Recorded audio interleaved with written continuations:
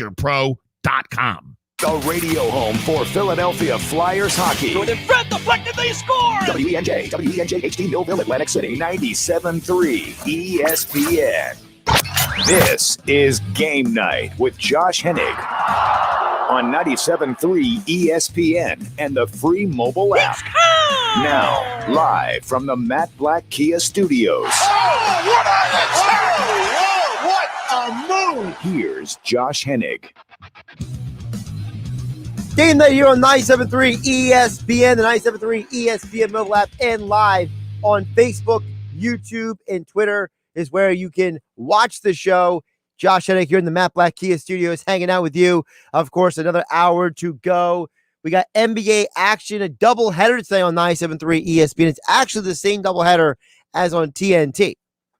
So we have Houston versus Miami tonight, right after me, followed by Sixers and Portland. All the action right here on 97.3 ESPN. Of course, you can text the show 609-403-0973. You can comment on the show on Facebook, YouTube, and Twitter as you watch the show here on 97.3 ESPN.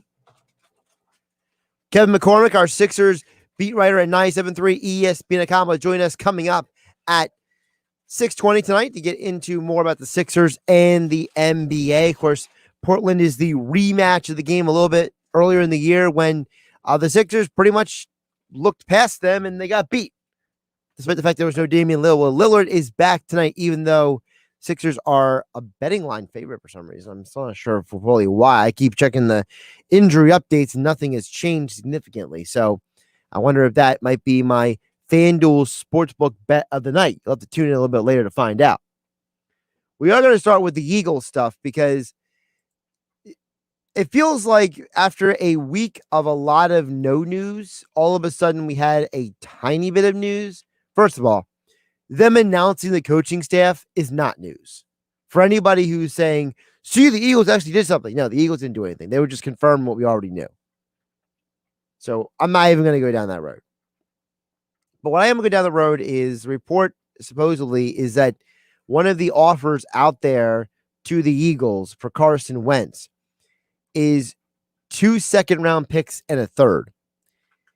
And when I first heard that, I was not fully sure if they were serious or not. Because the reason why I say that is when you think about the Philadelphia Eagles and their evaluation of players, typically, historically, you don't have a guy like Carson Wentz get offered that kind of value in any situation. So there must be some other reason why, aside from the player, that it's 2 second-round picks and a third that would be offered. That's not a normal offer for a quarterback who is a former second overall pick in the NFL draft. There has to be some other reason why they were only offering that. Now, was it because the Colts plan on working with the Eagles to absorb the money on that contract, similar to what the Browns did with the Texans years ago? Remember, the Texans traded Brock Osweiler and a second-round pick to Cleveland to just get him off their hands, just dump the contract, just get rid of him altogether. And I have to wonder, we don't know all the details.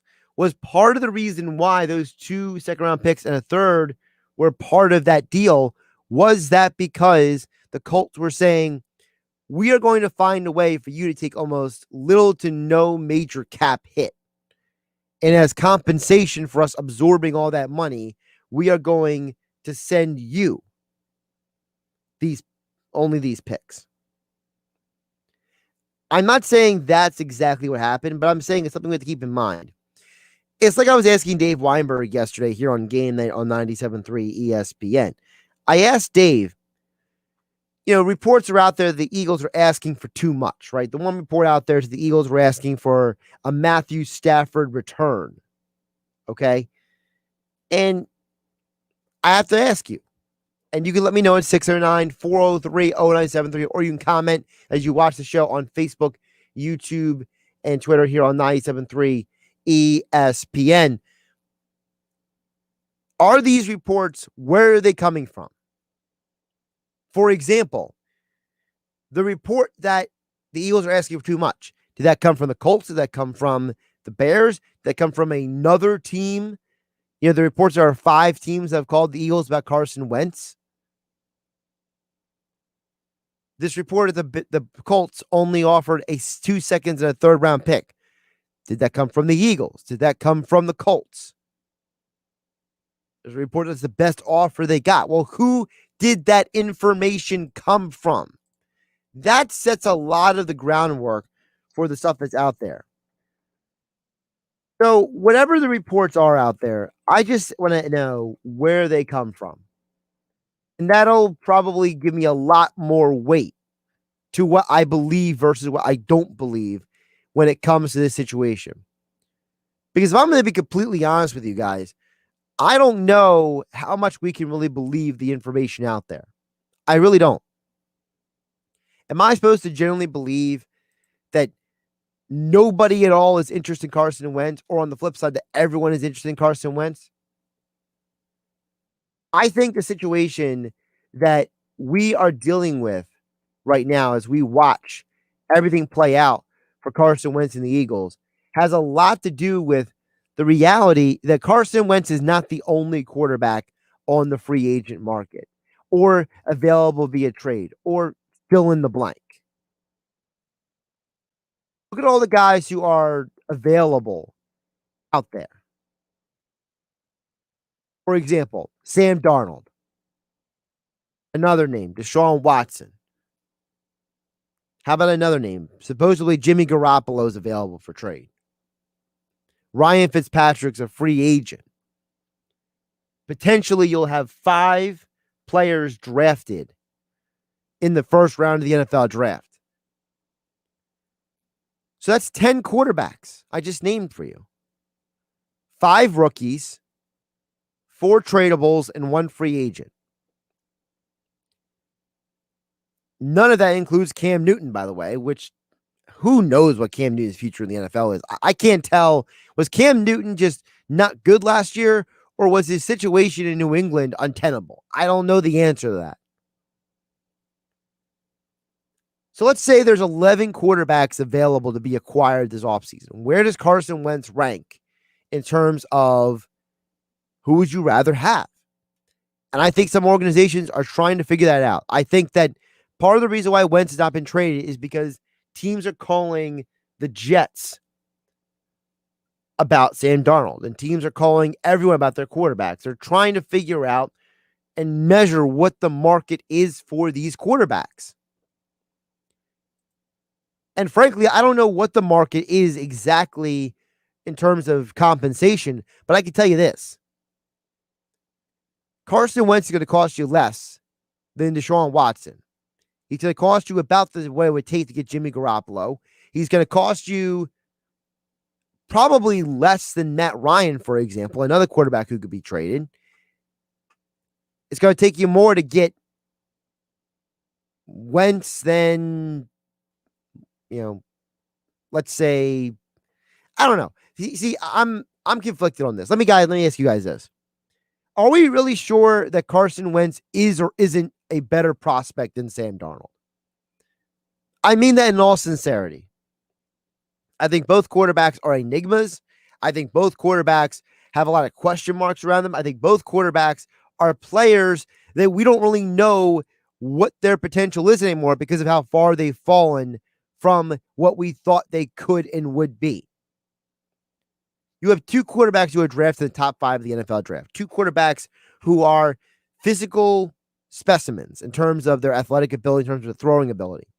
You have 2 quarterbacks who come from humble beginnings for the most part. Remember, Sam Darnold wasn't a quarterback his whole life. He was turned into a quarterback late in his football life, and he picked up on the job very quickly. And that's a big reason why he got a scholarship to USC. So, are we really sure that Wentz or Darnold is getting a better package of deal? I don't know the answer to that. You can let me, what you think at 609-403-0973.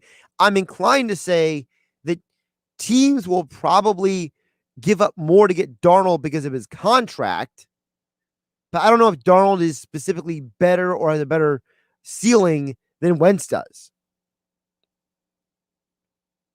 I think any team that trades for Matt Ryan is trying to win now. Matt Ryan is 35, 36 years old. The guy is not young anymore. If you're a team that goes out and trades for Jimmy Garoppolo, you're taking on a very, very tenuous contract. It's got a lot in there. Would you rather have, if you're a team, Carson Wentz or Jimmy G? Both are players that have had moments where they looked incredible and other moments where they didn't look so great and other moments where they got injured at very inopportune times as they were building on their success. Jimmy G and Wentz have been injured about the same amount of times in the NFL. People forget that Jimmy Garoppolo, he was injured in New England, which is why Jacoby Brissett came in for that game when Tom Brady was out. Garoppolo missed almost an entire year in San Francisco previously. He missed time this year again. So he's injury prone, if you want to throw that label out there. So which injury prone, quote unquote, quarterback would you rather have? Wentz or Garoppolo? There's really only one quarterback out there whose name that you hear that you immediately jump up and say, everyone wants that guy. It's Deshaun Watson. But after Deshaun Watson, there's a lot of questions. I think those questions are the reason why Wentz has not been traded. Wentz has not been traded because there are other options for teams out there, and teams are evaluating what is the best option for them. Listen, I don't think the Eagles are concerned about destination for Wentz. I think they're concerned about getting the best deal they can. I heard Adam Schefter earlier today on ESPN TV said that if the Washington football team gave the Eagles the best offer, the Eagles would trade him to Washington, which is ironic because wasn't it about 12 years ago the Eagles traded Donovan McNabb to Washington, their division rival as well? Just putting it out there. At least we know there's a track record for it. But when I look at the Eagles and their quarterback situation, I'm not mad at Howie Roseman. I know some of you out there want to blame Howie for everything. Howie's the problem with everything. I get that. I've heard that before. But realistically, I can't blame Howie for this. I can't blame Howie Roseman for the fact that there's basically 11 or 12 quarterbacks who are going to be moved this offseason or have new destinations and teams with new quarterbacks.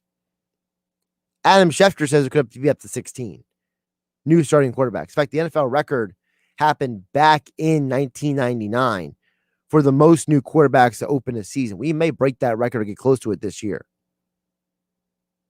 Because if you think about it, how many of the guys that we're talking about are also going to be considered in the same pool as the quarterbacks drafted? Would you rather have Wentz or Justin Fields? Wentz or Trey Lance? Wentz or Mac Jones? Wentz or Zach Wilson? And I think the sooner we can admit which one is which, I think that's when we'll figure out when Wentz actually gets traded. 609-403-0973 is the text board. Again, on the conversation here on 973 ESPN. Also, if you watching on Facebook, YouTube, and Twitter, you can leave a comment down below the video. We'll pop your message on the screen, just like Steve watching on Facebook right now. Steve wants to know, you feel there's any truth to the reports about Seattle is not happy with Wilson? I think that the only reason why those reports are out there is because Russell Wilson verbally expressed he is unhappy with getting hit so many times. I don't know if the Seahawks are unhappy with Wilson as much as I think the Seahawks are unhappy that he verbalized his frustration to the Dan Patrick Show. That he's doing this media tour voicing his grievances. I don't think the Seahawks are going to trade him. There's multiple reports out there that the Seahawks have gotten calls about Wilson. They've just basically hung up on people. If Seattle should be unhappy with anyone, it shouldn't be with Wilson. It should be with themselves. How do you let one of the best quarterbacks in the NFL always get hit, always get battered because you don't want to invest money, aside from one or two players in your offensive line? Think about it. Who exactly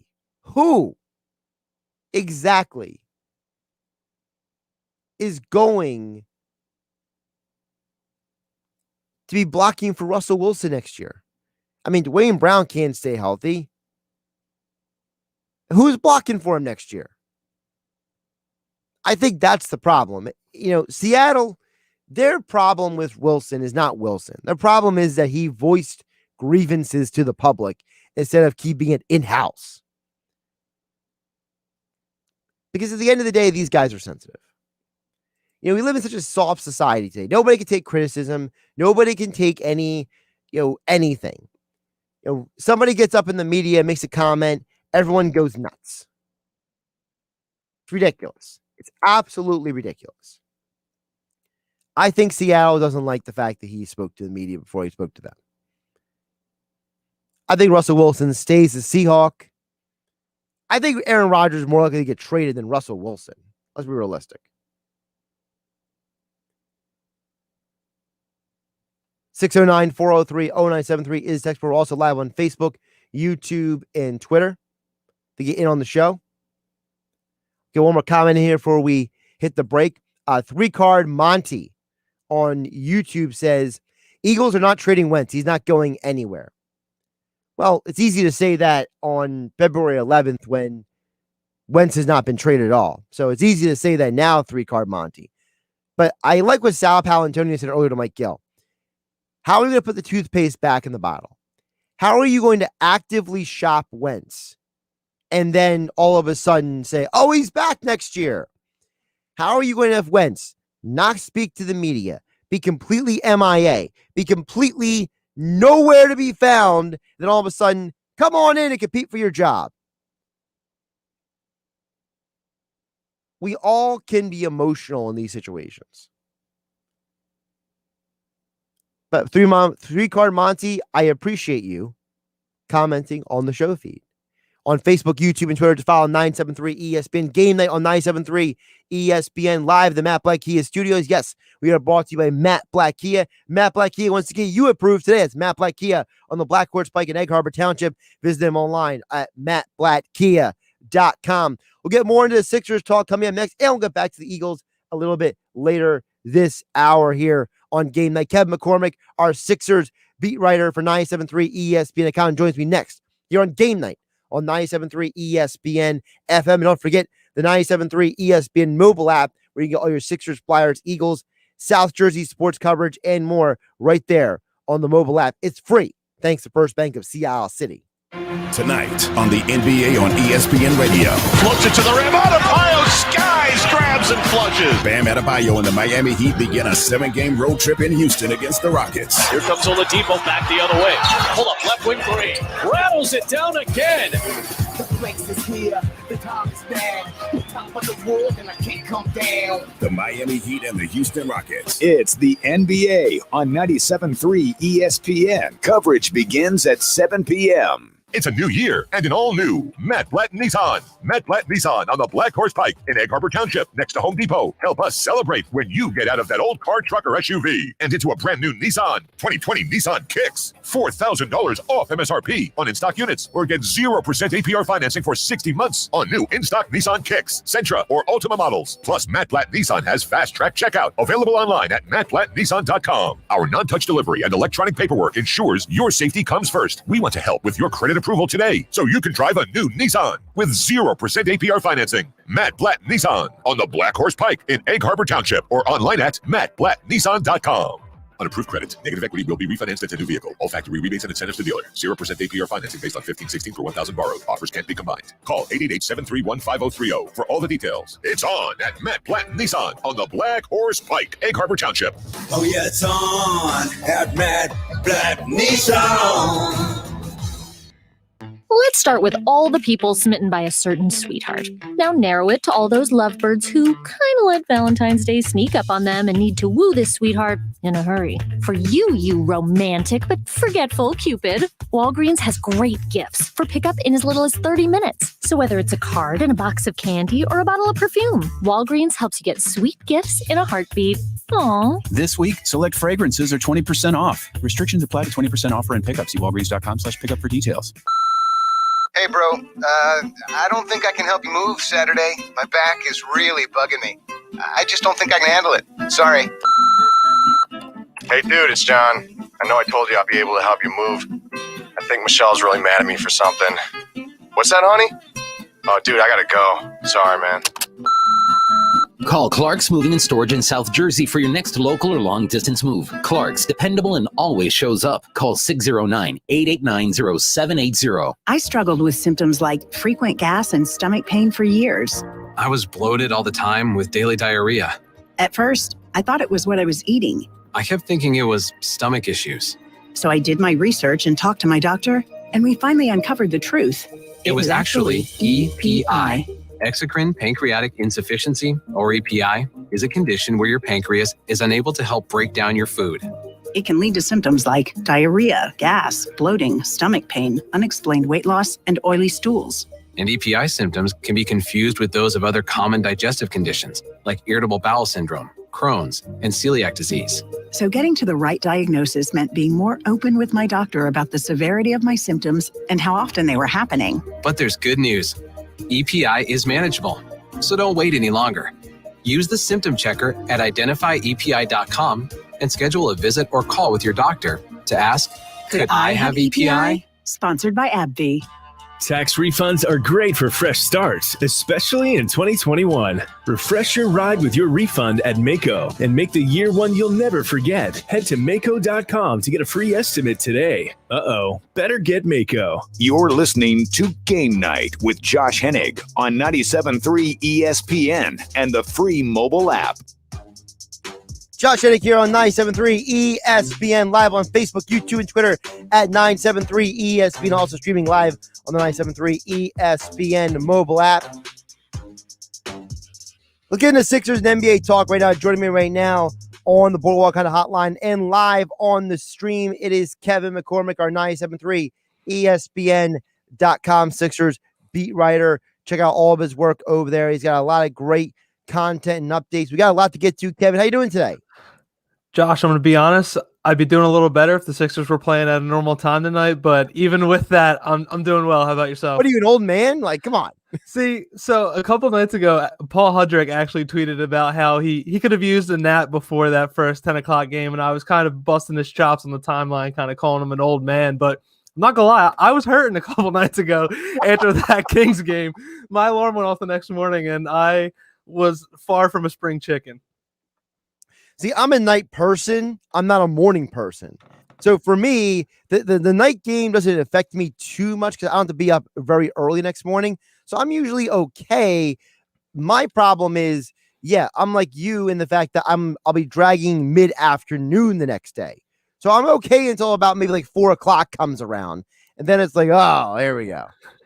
Yeah, I've apparently hit my peak at 24 because I was feeling it. I was pretty fatigued that next day. So apparently the body's just giving out on me. Father Time has caught up pretty fast. You need to go get some exercise, okay, Kevin? Yeah. Something. I'm going to need to do something. So, Kevin, let's get into this Sixers team. They're playing Portland tonight. Before we get to Portland specifically, I want to ask you, I want to go back to the Kings game. I was thoroughly impressed by their win over the Kings. I thought that they took a team that was, as Jay Levin said on to me the other night, not a good matchup for them. The Kings played at a frenetic pace in the first half, and the Sixers found a way to slow the game down, take control, and get a hard win on the road. Were you impressed by their win like I was the other night? Yeah, I was really impressed. I would say that's one of their best wins this season, maybe outside the Lakers game. Just if you look at that game as a whole, like you said, the Kings just play so fast. They get up and down the floor so well, and De'Aaron Fox is just incredible off the dribble. There was really no answer for him up until Matisse Thybulle switched up on him on the end. But the biggest thing that really swung was three-point shooting. If you look at that first half, I believe the Kings made 11 threes in the first half compared to just 3 in the second half. So kind of like how you were just talking about, the Sixers really took control back of the pace and were able to kind of just lock them down from 3. It was just a great all-around effort. I thought the defense was phenomenal in the final 6 minutes and really swung that game, and just them being able to make the Kings play at their pace was so huge because it allowed Joel Embiid to be a factor in that game. Because when the game got out to a track meet to start, Joel Embiid had a very rough time kind of getting himself kind of set on the floor and, getting in his game of the face-up game, the mid-range, and just attacking around the rim. Now, you mentioned Embiid and how he was impacted on the game. I feel like we're at the point now with Embiid. Look, we'll get into him being an MVP candidate in just a moment. Is there a point in time where you're now watching Embiid and you just expect him to give you a certain type of output now? I forget which game it was, but I was writing up my post-game grades article for it, and it was crazy to me. I even had to put it in there. It's phenomenal how mundane it's become for Joel Embiid to kind of just roll out there and score 30 points and grab 10 rebounds.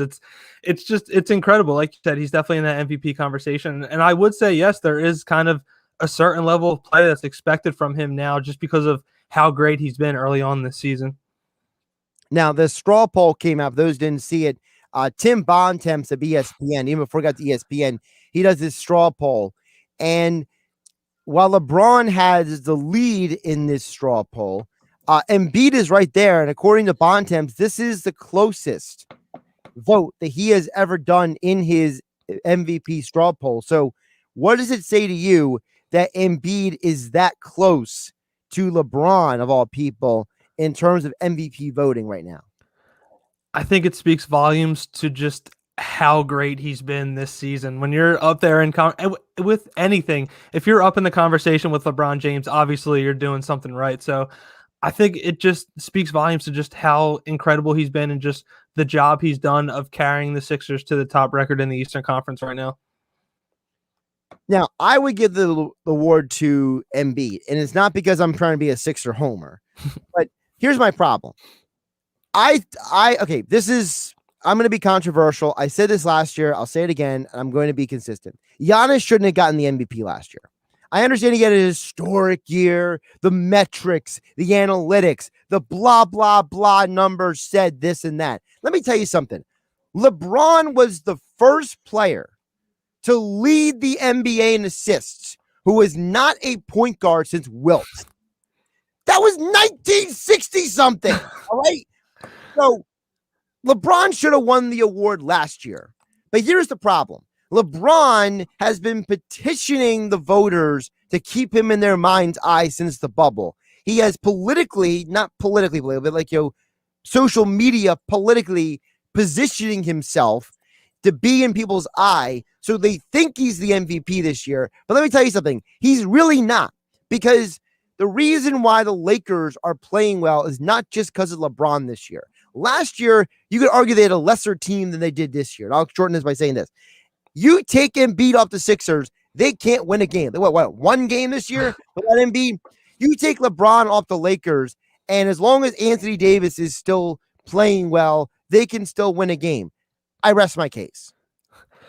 And I feel like that is the main thing that puts Embiid behind the 8 ball in the MVP discussion right now. It's just because, like you said, LeBron is pushing hard, and as we know, the MVP award is all narrative-based. It's media-driven. It's basically, they kind of curate who wins the award every year, if you really think about it. So it's really becoming the narrative of the NBA trying to right a wrong and trying to just hand him this award this year because they didn't hand it to him last year. But in reality, LeBron could have 8 or 9 MVPs right now if we're really talking about seasons where he should have won the MVP award and didn't. But I'm kind of with you. If the season ended right now, it'd be very hard not to give it to Embiid. He's just been flat out dominant. There's yet to be a matchup that slowed him down compared to what the Sixers were last year to this year. I mean, they're now the first team in the Eastern Conference, top team in both, near offensive and a top team, arguably defensive rating. It's just, he is the most valuable player on one of the top teams in the NBA right now. Outside of that LeBron narrative, I don't know how you don't hand the award to Embiid. And look, I understand that Embiid is not the only guy having a great year, but at some point we have to get back to what the purpose of the award was. The purpose of the award was V. The V stands for valuable. It's not the most outstanding player. It's not the guy who leads the league in scoring. It's not the guy who got the sexiest stats. It's not the guy who leads the league and wins above replacement or whatever the NBA's statistical measure for that is. I know baseball has WAR, but I think what is the term the NBA has? What is it? Win shares. Win shares. Thank you. I knew it was something ridiculous. The point is that whatever the metric is, I don't care. At some point, we got to start looking on the court and say, you know why Russell Westbrook won the MVP a couple years ago? Because he led the league in triple doubles and he carried a team with basically Kevin McCormick, me, and a partridge in a pear tree to the postseason.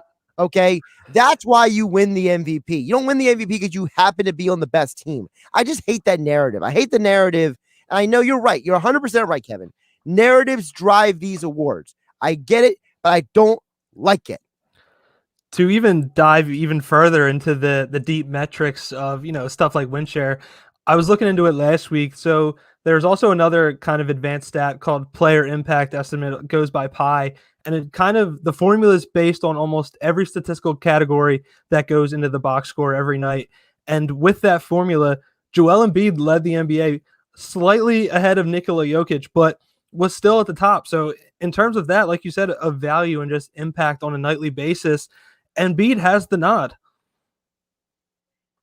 Kevin McCormick joining us here on the Boardwalk kind of hotline here on Game Night on 97.3 ESPN. You can follow him on Twitter at KevinMCC973. You should be like me. Follow Kevin and you can tweet gifts at him. And that makes Kevin get a good laugh every day.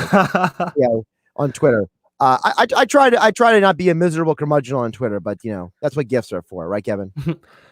Sometimes you have to freak out on the timeline when you see stuff like that Straw Report and Rudy Gobert is somehow getting MVP consideration. That tweet, it sent me into a whirl a little bit. We even had a little discussion on it on the timeline, but just we had to, because at some point it's like if I live in a world where somebody thinks Rudy Gobert should be the NBA MVP, I question that person's sanity. I just can't not question it.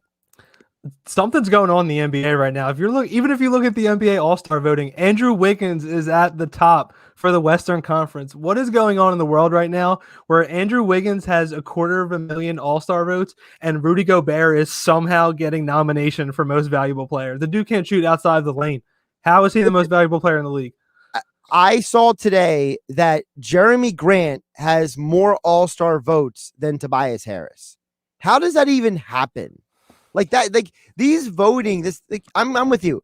The All-Star voting situation is probably more suspect this year than it's been in maybe a long time. Like I'm not saying this is Zaza Pachulia level where you have like ballot stuffing, but like something is going on here. You know what I mean? Like, to me, like I put in my vote every few days. I can't remember to vote for the NBA All-Star game every day. I got a job to do. But when I do vote, you know who I vote for? I do vote for Tobias. I vote for Embiid. But I'm not voting for Durant because I know Durant is being voted by everybody else. So my other front court guy I'm voting for is Domantas Sabonis. If Domantas Sabonis is not an all-star this year, and he better be, I mean, we got to question everything. But yet we live in a world where somebody thinks Rudy Gobert should be the MVP candidate and Jeremy Grant has more votes than Tobias Harris. I mean, what has got the whole world twisted here? Josh, Klay Thompson is top 10 in voting for the Western Conference guards right now. The dude hasn't stepped on the court this season. So he won't step on the court this year. I'm pretty sure Caruso broke into the top 10 in the latest output too, but it's just insane. I agree. I don't understand how. Jeremy Grant's been phenomenal. Don't get me wrong. Credit to Sam Hinkie. Like he always said, longest view in the room. And it's really paying tribute this year with Jeremy Grant and Christian Wood showing out this season for their respective teams. But Tobias Harris has to be an all-star. I mean, the stats don't lie. He's just as valuable to the Sixers right now as Ben and Embiid are. They're not the top team in the Eastern Conference without his play right behind Embiid, and it's going to be very tough for him to get in there, but the fact that he's nowhere to be seen on the ballot is pretty questionable. All right, let's get to the Sixers game tonight. Kevin McCormick joining me here on Game Night on 97.3 ESP. You can follow me on Twitter at KevinMCC973. I don't know why, but the Sixers are still a 5.5 point favorite on the line tonight, which is shocking to me, Kevin, because Lillard is back tonight. The last time they played them, there was no Lillard. This is on the road. So either the book and odds makers know something that nobody else does, which may or may not be true, or people are starting to give the Sixers a lot of credit for where they are today than they were in the past. I think it's a handful of things. I think it's how improved the Sixers are on the road this season as opposed to last year.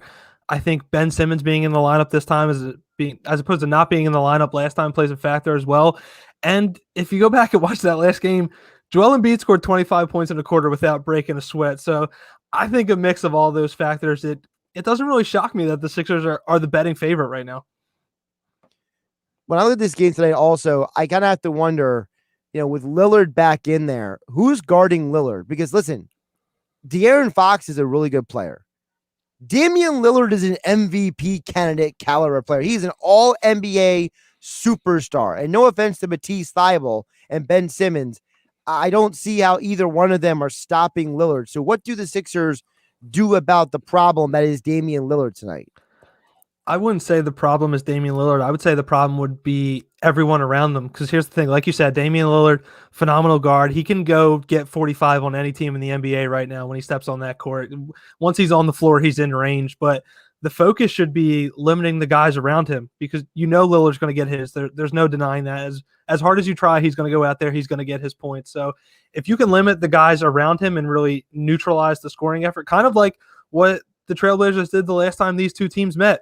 Joel Embiid was phenomenal, but everyone around them couldn't buy a bucket. The Sixers didn't make their first three in that game until halfway through the third quarter. So although Lillard should be arguably your first focal point, the main emphasis of the defense should be shutting down the supporting cast. Don't let a guy like Gary Trent get hot, because when the role players get hot and start making shots, that's what sways a game, not, Damian Lillard going for X amount of points just because he can. Of course, Sixers, Portland tonight, 10 p.m. right here on 97.3 ESPN. Right after, we will have Rockets versus Miami as well coming up here on 97. We're basically going to have the TNT doubleheader on your radio. So guess what? You could either leave the radio on, or when you're driving about, you can just keep the radio on and then bring it into the house with you. So either one is fine. But we got the games covered here on 97.3 ESPN. Kevin, the other thing with the game tonight I'm looking for is, I know the Sixers have had a poor road record in past years. It's not like they've been dominant on the road this year. They've been better this year. I'll give them that. But what has been the difference for you in their road success, as limited as it is this year? And can they keep it up long term? Because let's be realistic. I think the Sixers are a really good basketball team. But never in my life am I going to sit here and say, oh, yeah, that team could win on the road, because I just haven't seen it enough yet. I would have to say the key factor is just how strong they've been defensively. Arguably their two biggest road wins this year. If you look at the comeback against Indiana and the win against the Kings a couple of nights ago, the main factor that led to that win was defense. Doc Rivers dropped the Sixers into a zone against Indiana, and it just completely stalled their offense and allowed the Sixers to get back in the game. And then against Sacramento, those last 6 to 8 minutes, the Sixers just smothered them defensively. Matisse Thybulle was all in De'Aaron Fox's jersey. They couldn't buy a shot from deep. So I think when you hang your hat that strong on defense like the Sixers do this year, you're always going to be in the game just because you can always generate stops. If you're generating stops, it's going to lead to victories, and we've seen it a lot this season. So as long as the Sixers can keep it close into that fourth quarter and then continue to just flip that switch defensively, it's kind of hard to count them out of any game.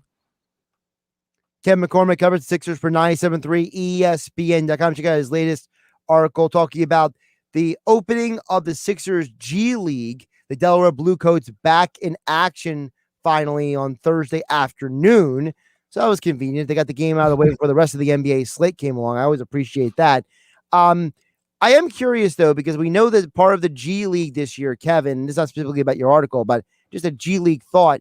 I know the G League has that team that's got all of the kids who are trying to work toward the NBA draft, all the top prospects who decide to forego college and go straight to the G League.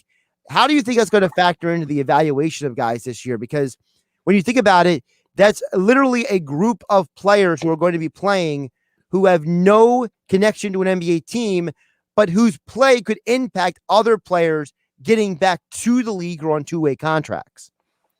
It's interesting. I watched them play a couple nights ago. It's not fully top, what would be college prospects that opted to forego the NCAA. It's actually a mix of some of those guys and also NBA veterans. It's this weird mix of, seasoned veterans who want to stick around and help pave the way for the next generation. Amir Johnson's actually on that team, former Sixer, as crazy as that. Amir Johnson's on that team? Amir Johnson is on G League. I know Amir Johnson skipped college and from high school to the pros about a decade and a half ago, but I mean, that dude is. I think Amir Johnson is 30-some years old right now. Like, come on. He's got to be. When they called out his name, I even had to take a step back. I didn't know he was still hanging around in the league, but he's a guy like on there. Amir is 33 years old. He turns 34 in 2 months. My goodness.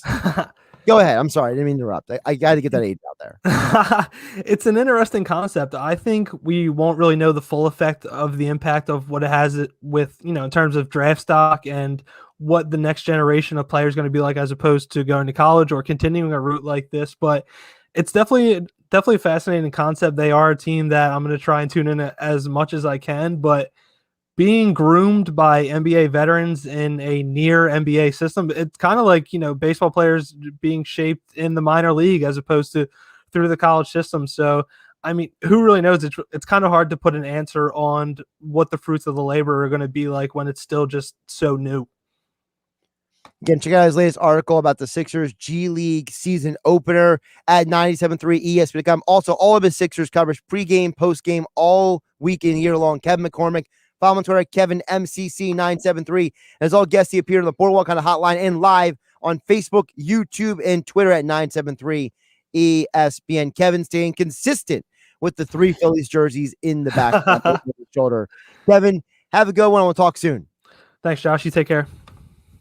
Josh Hennig here on Game Night on 97.3 ESPN. Don't forget my FanDuel Sportsbook pick of the night still to come, as well as we get you prepared for an NBA doubleheader here on 97.3 ESPN.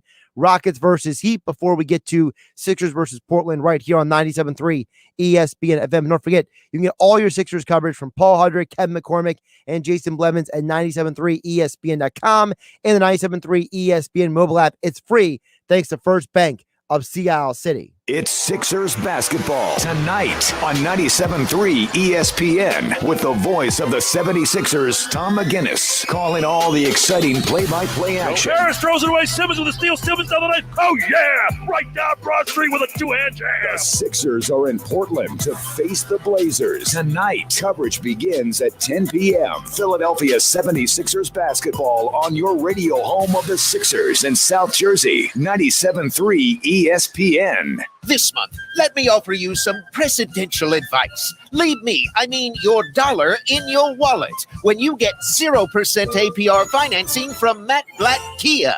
Matt Blatt Kia wants to get you out of that old car you hate. Come in today or visit us online and get the credit you deserve. 0% APR financing available for up to 60 months on new 2021 Kia Sportage, K5, and Forte models. Or take $4,000 off MSRP on new 2020 Kia Niros in stock. Plus, Matt Blatt Kia in Toms River and Egg Harbor Township wants your trade, even if you owe thousands more than it's worth. Don't forget, you can't make a mistake with our 4-day love it or leave it return policy. It's gotta be a Matt Blatt Kia. Offers with approved Tier 1 and 2 credit through Kia Motors Finance. Not all will qualify. 0% based on 1516 per 1,000 borrowed. Go to mattblattkianj.com for complete details. Expires 3/4/2021. Matt Blatt Kia, 6211 Black Horse Pike, Egg Harbor Township. And now on Route 37 in Toms River. Do you love a good cigar almost as much as your family? Well, maybe that's an exaggeration, but you can find that perfect cigar at Smokers Haven. With 5 New Jersey locations, Smokers Haven has the finest selection of cigars in the area, like Ashton, My Father's, Romeo and Julieta, Monte Cristo, and more. All from the finest tobacco leaves and hand-rolled by the world's finest cigar makers. All locations are fully open. Stop in and let them help you find the perfect cigar to pair with your life. See all they have and their locations at smokershavennj.com. Looking for the perfect gift for your sweetheart this Valentine's Day? Why not treat your sweetie to a gift card from Dr. Lyle and Back's Cosmetic Surgery Center of Cherry Hill. Gift cards can be used for anything from skincare products or services to surgery and everything in between. Hydrofacials, microneedling, skin rejuvenation, Botox, facial fillers like Juvederm, Radius, and Bellafill, liposuction, breast augmentation, and more. And Dr. Back's gift cards never expire. Call or stop in to get your Valentine's Day gift card. Call 856-MAKEOVER or visit ilovelylback.com. McCormick.com. Hey, y'all, this is your girl, Cheryl Underwood, and I want to tell you something. My digestive system used to make me feel sluggish, but those days are over. Now I feel great. That's because I increased my fiber intake with the Metamucil 2-week challenge, and I'm still hooked. I just took Metamucil every day for 14 days, and it's really that easy. Metamucil traps and removes the waste that weighs you down, so you feel lighter and more energetic. Now I never want to go back to that heavy feeling. Are you ready for the Metamucil 2-week challenge? For a coupon and daily support, sign up at metamucil.com today. A message from your neighbors and friends at First Bank. We've been serving residents and businesses of Sea Isle City and the surrounding communities for more than 130 years. Today's challenges, while unique, are another opportunity to show our strength and resilience. Our commitment to you remains strong. Whether it's using our drive-through services, bank by phone, the First Bank mobile app, or online banking, we're staying strong with you. Be safe and be secure. First Bank, here for you. Member FDIC, Equal Housing Lender. Let's start with all the people smitten by a certain sweetheart. Now narrow it to all those lovebirds who kind of let Valentine's Day sneak up on them and need to woo this sweetheart in a hurry. For you, you romantic but forgetful Cupid, Walgreens has great gifts for pickup in as little as 30 minutes. So whether it's a card and a box of candy or a bottle of perfume, Walgreens helps you get sweet gifts in a heartbeat. Aww. This week, select fragrances are 20% off. Restrictions apply to 20% offer and pickup. See Walgreens.com/pickup for details. Now, more Game Night with Josh Hennig on 97.3 ESPN and the free mobile app. Josh Hennig here on Game Night on 97.3 ESPN. Of course, we are leading you up to a basketball doubleheader tonight on 97.3 ESPN. Heat versus Rockets, followed by Sixers versus Portland, all right here on 97.3 ESPN. Your home for Sixers basketball, the NBA Finals, World Series, the Super Bowl 55, the Eagles. Well, we got you covered on everything here on 97.3 ESPN. I'll get you my FanDuel Sportsbook pick in just a few minutes. We'll get to your comments at 609-403-0973, and also you watching on Facebook, YouTube, and Twitter. Watching the show live on 97.3 ESPN, Facebook, YouTube, and Twitter. Getting in on all the action and the conversation here on 97.3 ESPN. I want to follow up with 3-card Monty. He did follow up on his comment earlier about Carson Wentz. Talk about Carson Wentz to begin the show. 3-card Monty believes that they're not going to trade Wentz. His response to my reaction to that they are going to have to trade him. 3-card Monty says, Wentz got to put on his big boy pants and man up. Yeah, the problem with that, 3-card Monty, is that do you really believe Wentz has it in him to put his big boy pants on and man up? I don't know if he has it in him. I really don't. Carson Wentz won't take responsibility for his actions. He doesn't own any of his mistakes. He doesn't actually get up there and explain to you what went right or what went wrong. He doesn't really do anything right, in my opinion, when it comes to how he handles the game outside of the parameters of the football field. Because we know in the football field, he's had some great moments. But here's the problem with Wentz. He wants to be a hero. He wants to be a gunslinger. He thinks he's better than he is.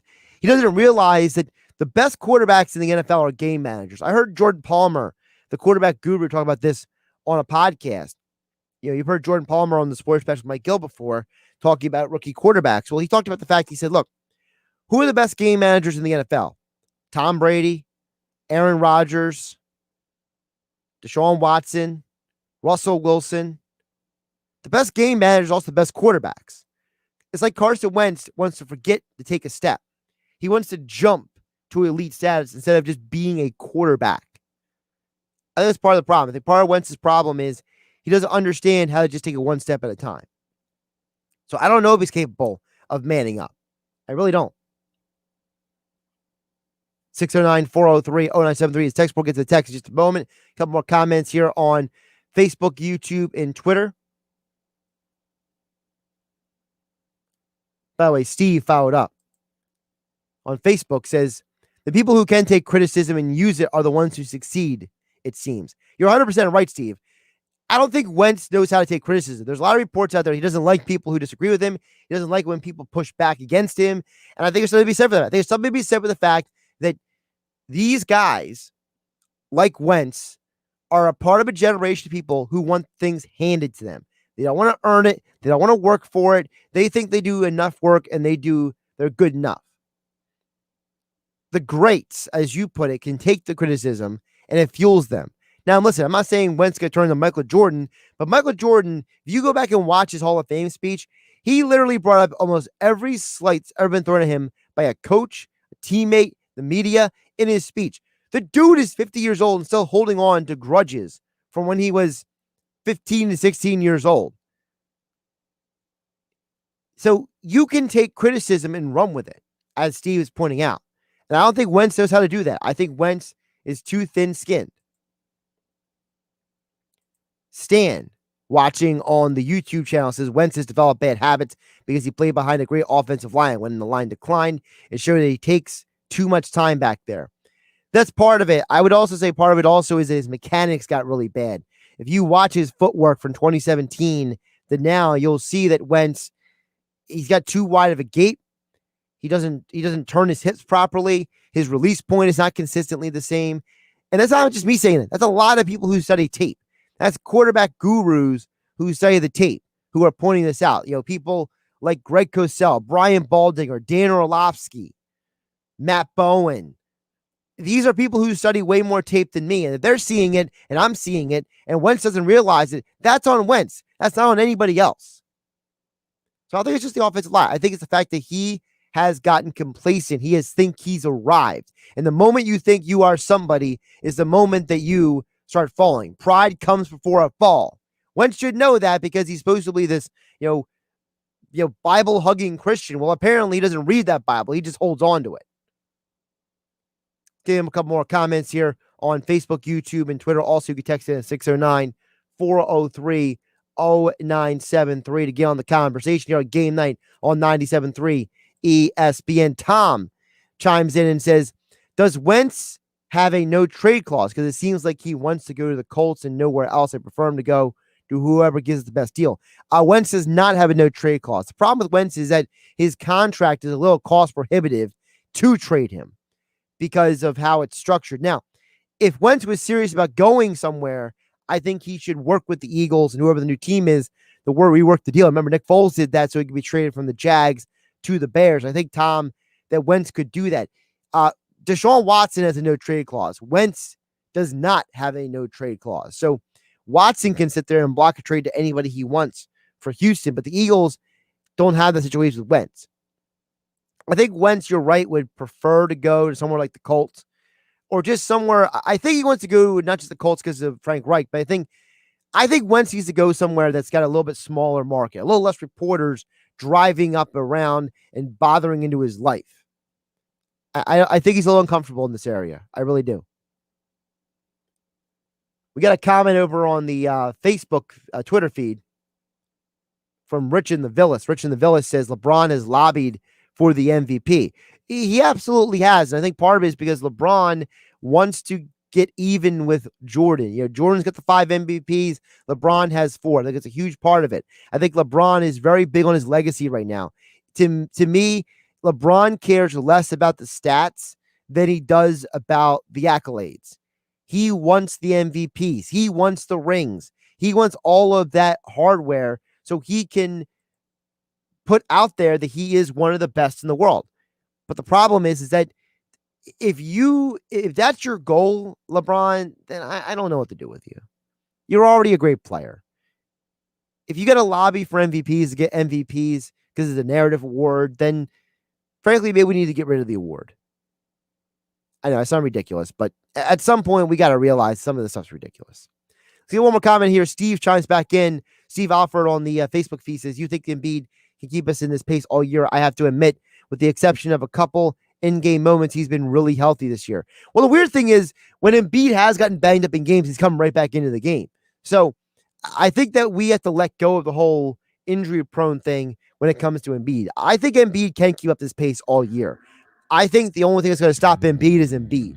I think Embiid has matured. I think Embiid is owning his issues and his problems. And I love the fact of how far he's come. I love the fact that he has evolved and grown as a person, as a player. And as Tobias Harris says, he thinks Embiid is having the most fun that he's had in a long time. Thanks, everybody, for commenting on Facebook, YouTube, and Twitter, and on the text board at 609-403-0973. Your FanDuel Sportsbook pick of the night. FanDuel Sportsbook, when you sign up, use promo code Hennig, Hennig, for same-game parlay insurance and risk-free bet up to $1,000. I am going against Sixers. Plus 5.5 for Portland.